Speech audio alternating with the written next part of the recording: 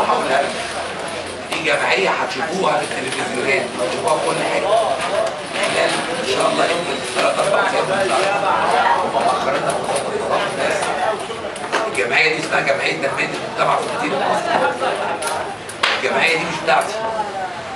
انا اسستها عشان اسرع ورقه.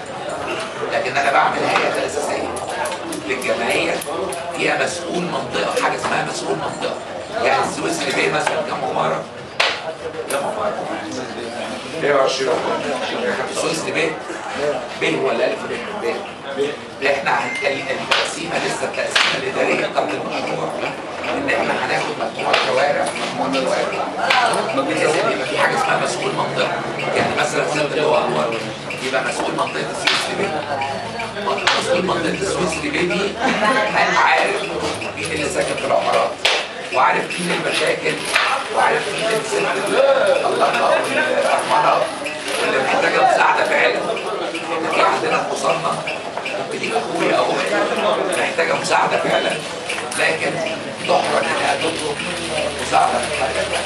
اللي محتاجين مساعده فعلا ده هيبقى شغل الجمعيه. انا بدفعهم في جيبي، انا ما عنديش اللي بدفعهم فيه، لكن انا عندي ان شاء الله باذن الله في مشروعين كبار جدا هنعملهم عشان الميزانيه. المشروع ده هنصدر بيه كهرباء للدوله، هنبيع بيه كهرباء. حضراتكم عاملين الاضاءه اللي موجوده عندنا دي في المشروع هتلاقوها ليها شكل غير اللي انتوا شايفينه. احنا عاملين عواميد اضاءه بالطاقه الشمسيه لو تسمعوا بس عاملين زي حاجه ثانيه مع الشمس الصيني ان احنا عاملين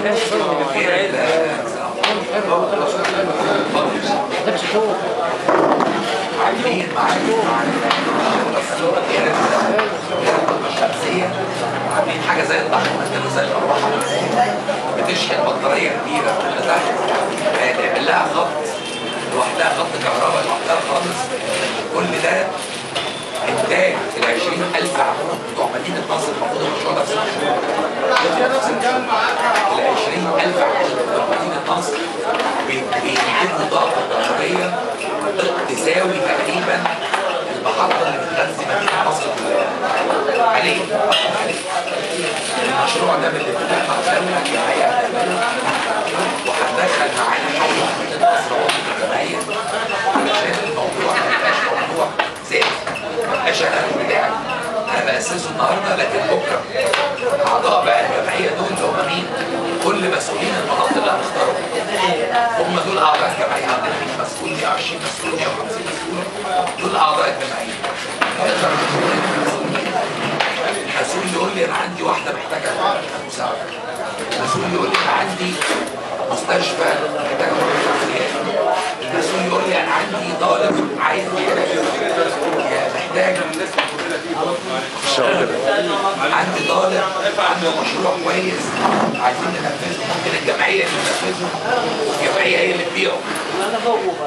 خدوا بالكم من حاجه،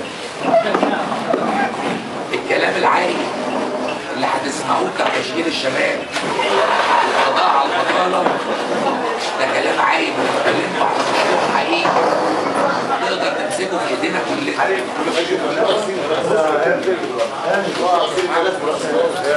المشروع الصيني عاملينه يا حاج بنظام حاجه اسمها DOT، اتفاقيه عالميه، وهم بيستخدموا. السلام عليكم. اهلا وسهلا والله. نور بيه. عاملينه النظام ده يسمح لنا ان هم يقولوا